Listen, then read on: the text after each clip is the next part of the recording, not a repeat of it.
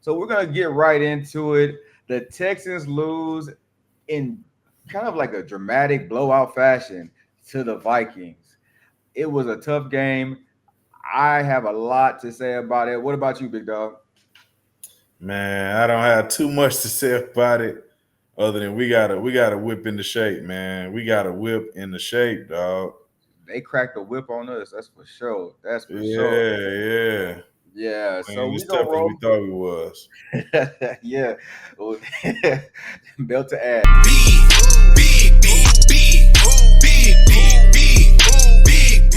And segment of Sports Social Live, where we give you the best Texans news, the best sports talk. I think this side of the planet, but we're on two separate sides of the planet. Yes, so we're gonna kind of go through that, roll through that week 3 recap, and just to take a look at things. So, tell me your thoughts, dog. We have the stats rolling across the bottom.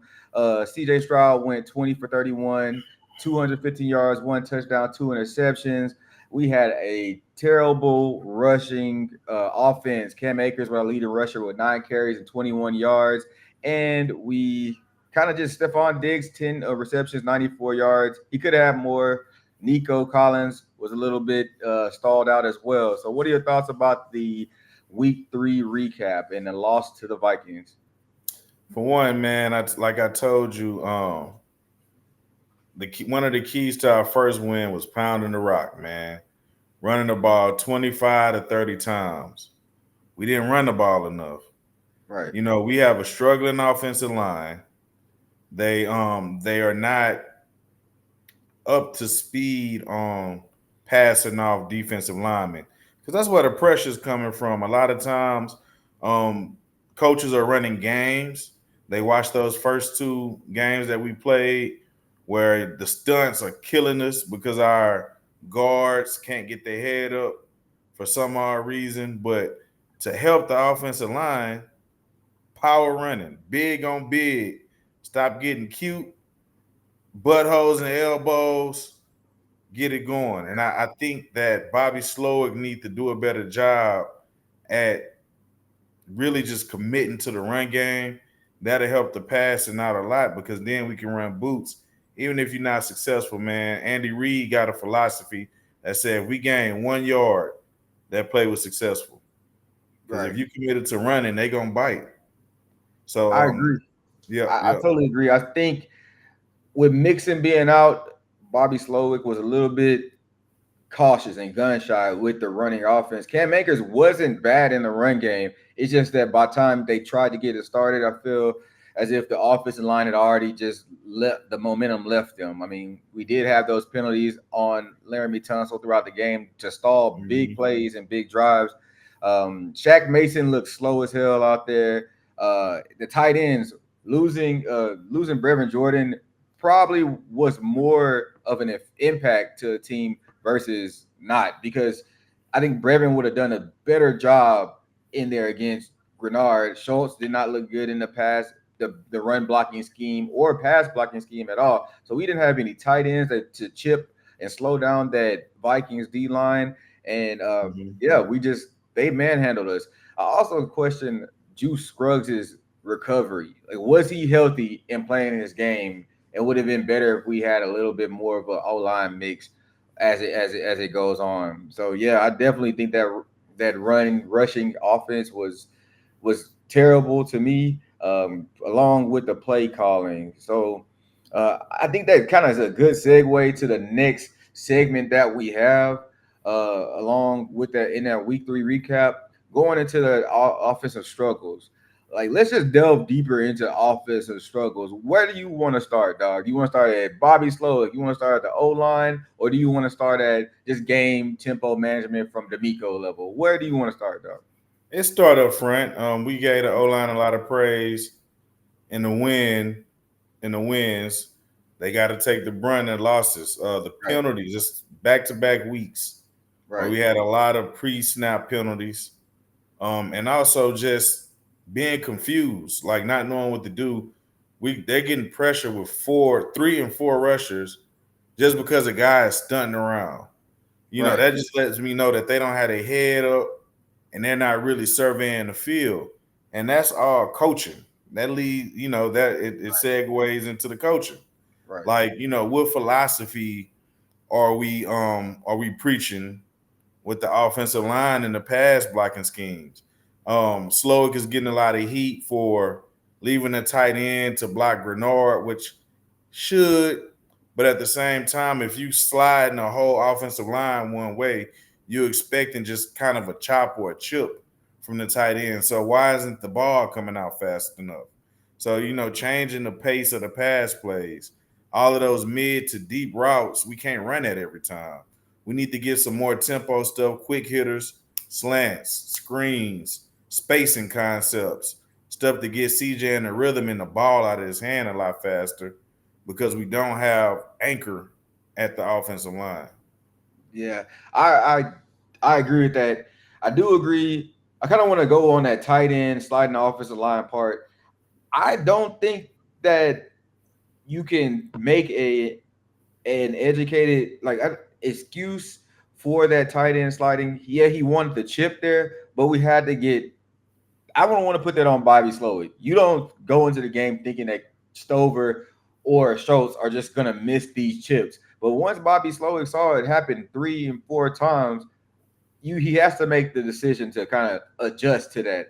Okay, Yeah. my offense, I'm taking a long time to get the ball out. Offensive line's not doing well. Why do you keep on putting sliding this tight end over there to block Grenard when you know that he's going crazy on us? He's pressuring the quarterback, Mm-hmm. and we have to put some blame on C.J. Stroud. He was holding the ball when he has the high level quarterbacks, those Mahomes. Even when you saw Brady play, Brady would take that 4 or 5 yards and slide. I think Yep. Stroud needs to get into more of the habit of taking the 4 and 5 yards that he has wide open in front of him and then getting down and sliding. And that's going to separate him and take him to that next echelon of play. Because a lot of times he had the 4 and 5 yards with 8 to gain on second down, and he could have easily just slid for that. Then you start having those linebackers come up. That opens up that mid-level game. Nobody expects him to pull the ball down and go get those little dink and dunk run plays. And I think that is kind of telling for him when he had Mixon and Diggs early in the season, telling them that, hey, let's get some rush. You can run the ball. You get down. Go Right, get right, right. he has to do that. I mean, I feel like the receivers were doing the best they could. I saw them downfield blocking from the receivers, hustle. They tried to do the end rounds, run it. They were all running routes, even down to Tank Dell, the fourth receivers. You see Hutchinson running their routes, tough, making good cuts. So I'm not mad Yeah. at the receiving game at all. Like you can't be mad at that. But that, Yeah. what you about to say? Go ahead. Now I was saying, yeah, that goes to the coaching, man. Like the Right, play calling. right. Like you got guys getting open down the field. We need those drive routes, those little dig routes going Right. across, and you can see we could get yards after the catch. And Yeah. they giving us that underneath, and we got to take it. You gotta be able to have that 3 level pressure when you running this Mike Shanahan, Gary Kubiak offense. Yeah. We gave a lot of guff to Gary Kubiak back in the day because it was so predictable. We knew the boot was coming out for the stretch, and it was Yeah. going to be a flat, mid, deep, and sharp through pick sixes left and right.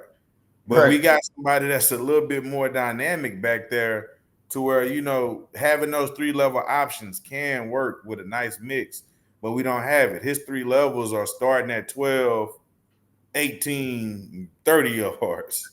And it just take time to develop that.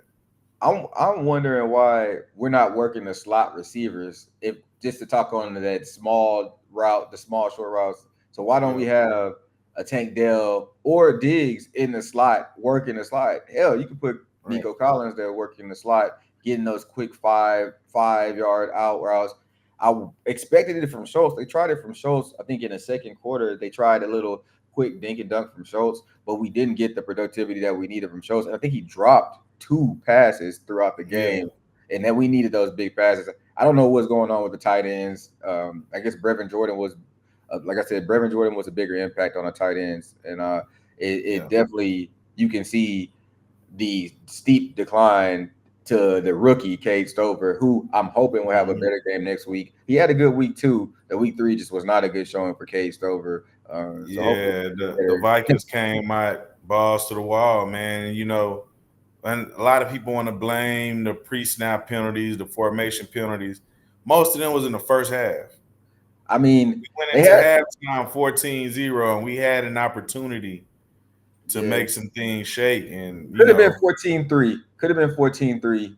yeah, yeah, You can't expect Fairbairn to make every 50 plus yard field goal, right. especially in an away stadium. So I wouldn't even put that on him. But it could have been 14-3 and you got a 2 possession ball game. So Yeah, I totally agree there. Well, listen, yeah. So um, gonna move on. We're gonna expand on the offensive struggles because I feel like this is the key point that everybody likes to talk about, and it needs to be talked about. The O line. When you put money into this O line, we put yeah, so much money into this O line, and I am extremely disappointed in the lack of. It seems like the lack of tenacity that we have in O line.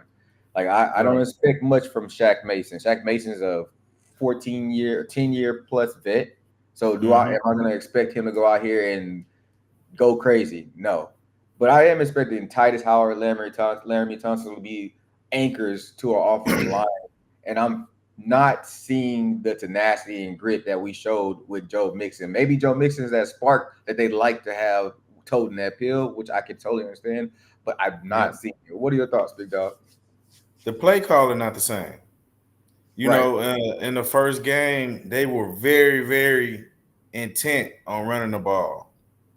There was a lot of downhill running, and like I said, 30 rushes a game. That's what you need. 25 to 30 rushes a game. That not only allows the running backs to get into a rhythm, but that allows the offensive line to get into a rhythm. They getting those reps. They're not playing on their heels. Like, I Right. understand we got down 14 points in this last game, and you felt the need to kind of throw the ball more to get back in it. But we got to have patience. Right. Like, our defense was playing pretty good, and we got to commit to that run more so everybody can get in the rhythm. It'll slow that pass rush down. Grenard was here. He's not a great run defender. Right. He got a lot of energy to rush that passer, but when Super aggressive on Laramie pass can rush. lay hands on him going forward, it's a different type of ball game. Man, I totally agree. I definitely I like the mix. I would say I do like the mix with Scruggs anchoring on the Mm-hmm. interior O line, Tunsil and Howard healthy. I don't mind it, right? I don't mind Right. it. But it seems like we're over scheming them. They just like to pin their ears back and go downhill with their rushing with mixing. It's easier for them. They don't have to be on their Right. heels. They can just lean forward and roll, get all 300 pounds going straight downhill. So I believe once we get Mixon back in the mix, they know they have somebody who's a dynamic rusher and can catch out the backfield. It Yeah. gives them more confidence, and we saw what they do when they have that confidence going against a powerful D line, an aggressive D line. Contrary to popular belief, I think the Jags D line is actually decent. They get kind of behind offensively, but that Jags D line is aggressive, highly aggressive as well. And I Yeah. feel like if we have Mixon back healthy, I don't want to rush Mixon back. I prefer him to come back down that second quarter stretch that we have coming up, which is more challenging than the current stretch that we're on. I feel like this next quarter of football, when Yeah. you Patriots, the The Bills, Bills, get back to Packers. the Colts, yeah, Yeah. stretch Yeah. is that stretch is going to be telling to see what type of team we're made of. The Bills are pumping on all cylinders, so focusing on the Jags, I want Mixon to be healthy. I don't want to rush him back, but I want our O line to kind of get that confidence and swagger back. You see, Tyus Howard deleted his Twitter recently, so hopefully that's a refocusing of the O line. Uh, Right. you hopefully have Laramie Tunsil locking in a little bit more. I did not like their response to the penalties. Definitely wasn't in my I don't like that at all. He should have took ownership. Yeah. No accountability. Yeah. No accountability. It's Come on, man. Like if push comes to shove after you get the first one, that's when you start being a little bit of an asshole and you Hmm. go, hey, am I lined up right? Start doing that kind of stuff to the Yeah, refs. Like you start being facetious to the refs and say, hey, is this okay for me? Because even if you thought it was a bad call, which I mean they were getting away with it before, it was a thing of the past. He has to move forward. He needs to have that accountability and say, hey, ref, am I good? Am I good? And then roll from there and call it a day. yeah, and another thing about the mix too, man. I don't know about Shaq Mason going forward at the guard position Me neither. because I'm gonna Me tell either. you, he's a downhill blocker. He's a Yeah, power run game blocker. right, This zone scheme, and even with some of the sliding and the fanning out that they like to do in the pass pro, right. I'm thinking we might can move Titus back down in there to that right guard Bring and Fisher. bring in Fisher at the Yeah, right tackle and make that line a little bit more athletic. I, That could stretch a little bit more. So I mean, that's just something to think about, or even bring in Patterson and see what Patterson can do at the guard. I But I'm with all that because Mason did not. He just looked slow. He's been looking slow all year, but this is just not the best. I mean, hey, credit to a good career, but right now I don't think he yeah, is hitting on the cylinders that we need for an offensive line. yeah, So that's the offensive line, and we got some good discussion for the offensive line. It definitely needs improvement, and health wise, we know Laramie Tunsil, Titus Howard are probably going to be out, so we're going to see Jake Fish. We're not Jake Fisher. We're going to see Fisher going forward throughout the season, and I think that was one of the sleeper picks for the Texans that might pay dividends going yeah, down in the future. But speaking of for the sure. future, I think our defense will be a staple of the NFL in the future. So we're gonna go on to the defense. Let's talk defense and defensive pressures. How do you feel about our defense? Ah, man, I think they play lights out. Really, Right, it's a bend but don't break defense, right. and because we run a lot of soft zone, that's the only thing that I don't like. I That wish we was were a dumb. little bit more That was dumb. How you aggressive. going? I had to hop in here. Okay, you see you getting routed up by Justin Jefferson, and you still playing the softest zone, and nobody's gonna get up on him within 7 yards, within Yeah, 5 yards. I mean, okay, put a hand on him, slow him down. He killing you with dink and dunks. But go ahead, dog. I'm sorry, I had to hop in there. yeah, no, no, no, for sure. But yeah, like the soft zones, and I think it's kind of a fill out kind of thing because they did tighten up towards the end. But Right. like, if we really want to be one of the best defenses in the league, we got to be able to bring that type of smoke the entire time. We got a plethora of pass rushers. We haven't had some interior defensive linemen who can rush the passer like that in a very long time. Not since we was moving JJ Watt to the three technique. And You know, even then, if you compare the defensive pressures to J.J. Watt, and now they're extremely comparable to you can give the edge to this 2024 team because yeah. they are leading. I think we're number one or number two in pass defensive pressures. It's crazy to see the productivity that they're getting. And then, to tweak a few little things to finish off some of those sacks. Hunter, he lost at least 2 or 3 sacks that I can remember. Will Anderson is always just kind of a half a little hat late. If they can beat those blockers a tad bit quicker and convert some of those pressures into sacks, it'll be a long season for whoever we got to play. Yeah, I Long season because we could get pressure with four. I mean, I don't even mind. Imagine when we have that interior D line hitting on all cylinders. Oh yeah, Imagine when they start hitting on all cylinders because you saw them getting sacks, getting crazy pressures from the interior. So the productivity from that that defensive line is crazy. And to think in 2 weeks, I believe Autry's coming back. oh yeah. When Autry get back, it's on and popping. Like, I don't Yeah, want to get too excited because he had, one good season statistically, but yeah, I've watched him play for a while. He's been one of my sleeper defensive line favorites yeah. because he's really a five. Yeah, that defensive end in the 3-4, but you yeah. move him down into that 3 technique, man, he could do some damage in there, dude. Especially with some one-on-one opportunities and the games that we can run with just 4. The linebackers play aggressive too. We Yeah. hadn't had some guys like that since Cushman was up there juiced up. Hey, You know what I'm Arthur was saying? just I'll choose on that stuff too. Hopefully Hey, he'll quit creatine right now and come back balling. We need a headbutt or something. Hey, we get but yeah, man. Alshire gives us some of that Cashman I mean a Kush that Kush energy that we can get out of Yeah, him, man. man. So We I need some of that cushion energy back that at that Kush linebacker.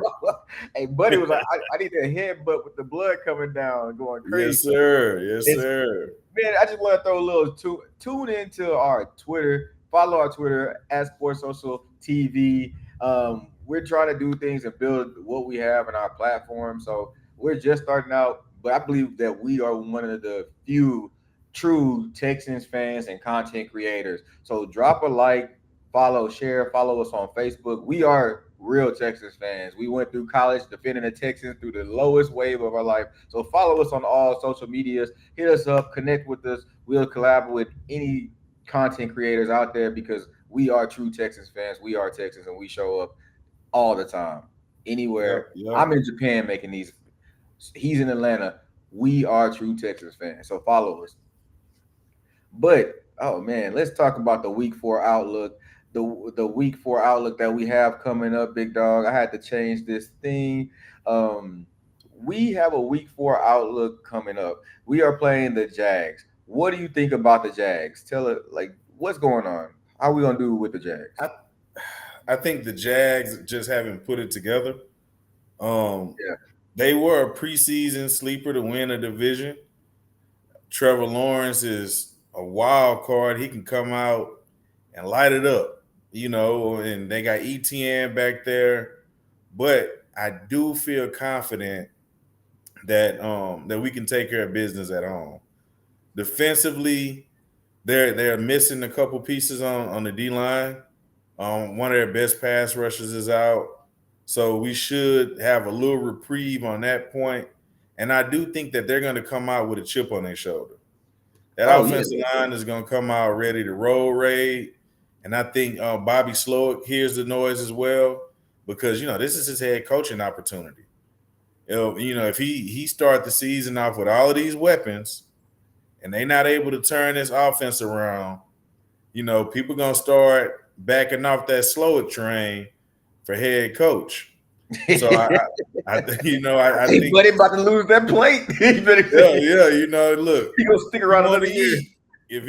eat, he better come out there and call something masterfully. Get the ball out of CJ hand a lot quicker. We need that 3-step drop and boom, cut the field in half if we got to. But the Jags are bad, but they're also going to be playing out of desperation. Hey, So, they but want to I eat think we're too. a little bit more. I think we're a little bit more ready to take that next step The than crazy they thing are. is that they're not too. We the Texans. It feels good. We're 2-1, but we're not far from the Jags. We're not Right, far from right, anyone in right. our division. Last week was a Yeah, good way to kind of distance ourselves a little bit more, and we came up short. But we're not far away from anyone in our division. I see the Jags. This is one of those nut up or shut up games for both teams. Texans had a hmm, lot of talk and a lot of praise going into the season. We played a good Vikings team, and that was yep, good for that was good, I think, for the team. But we lost in such a bad fashion that the bandwagon kind of cooled off, right? So this right, Jags right. game is going to be the time for us to make that statement game and come back. We're going to win it. They're going to say the Jags suck if we do win. If we lose, they're going to say, "Oh, you lost to the Jags." It's kind of a lose-lose situation, but I hope we have a testament win to build a confidence in the team and then roll into week 5 in that hard quarter of football, hard quarter of the Hmm. NFL season, and just be successful. I definitely would like to see more game management, game strategy coming from D'Amico in those play calls and time management. I also want to see Slowick, like you mentioned. Slowick has to make a statement in this game. I mean, of course, he wants to be a head coach, but I think this is defining him as a NFL top level coordinator, coach area. How does Hmm. he deal with this? You have all the weapons. How do you deal with Right. making it all mesh? You can't just blame it on having missing pieces on the O line. And technically, he has no missing pieces on his O line. There's if they're there, they're all there. This is the best O Yeah. line mix we've had. So Yeah. what is he going to do? Like you can't just be like, oh, I don't have my running back because every team has a missing piece right now. You Right. Right. we're just inefficient. He's not calling the best plays, and even when he does call them, his players don't look like they're in the right position to even make those plays. So, what's the makeup for him? How is he going to do that? That's what I'm looking to see in week 4. And as far as the Jags are concerned, Jags are fighting for their lives. Yep. So Yep. we're gonna see. We So probably gonna see gadget plays. We're gonna see yeah, an yeah, yeah. So you got to come out extension and of punch Puerto him in the Rico. mouth. What you You say? know, you got to come out and punch him in the mouth, man. You have to Yeah, be efficient on offense. We need a clean offensive game, and yeah, defense has to be uber aggressive yeah. because they have some guys that can Oh, hurt you. they do. Oh, they Yeah, do. they got some guys that can hurt you. They got the receivers that pop off at any time. Yeah, Lawrence, we know, has an arm when he puts it together. He has an arm. The offensive line isn't terrible for the Jags. I just don't understand their inefficient. I just don't know what's going on with them internally. It looks like an internal thing more so than yeah, on a field thing. They put the money in Trevor Lawrence's hands, so he just has to deliver the ball. Those late game picks that he's throwing are just he's playing bad football, and it's not yeah. that money that they've given to him. So I And it's a do division game, an opportunity to shut up a division rival. right. Brian It Thomas Jr. is balling. balling, balling. Yeah, yeah, yeah. So I mean, this is a classic trap game for us if we don't come out there focused and on our P's and Q's. Yeah, I definitely think that. Um, I don't know. I just I'm kind of skeptical of it, but I feel like D'Amico. I think the Vikings just butt whooping is gonna give us a little bit more of an edge, a little bump. I think we came out of there pretty clean. Not too many Hmm. injuries. Yeah, Tank Dell had an injury, but they say he should be back at practice, and Mixon should be able to kind of get back in the game. So I'm okay with our injury report. We'll see how it goes on later on this week. Um, yeah, man, I feel like we can close it out today, and we're gonna do better at being more consistent with the content because we do have some of the best content for Texans. You can follow us, like, subscribe on all social media platforms. Just reach out to us and find us. We're gonna close it out here, dog. You got Yeah. anything final words? I mean, they just got to come out, man, and go to work. Clean offensive game plan, execution, aggressive defense. We should take care of business. I agree. We gotta eat this week. We gotta eat. Gotta eat. Well, let's close it out. I'm Lance Hayes at Sir Lance D on Instagram and Twitter. And I'm gonna throw it over to Dog. Close it out, Dog.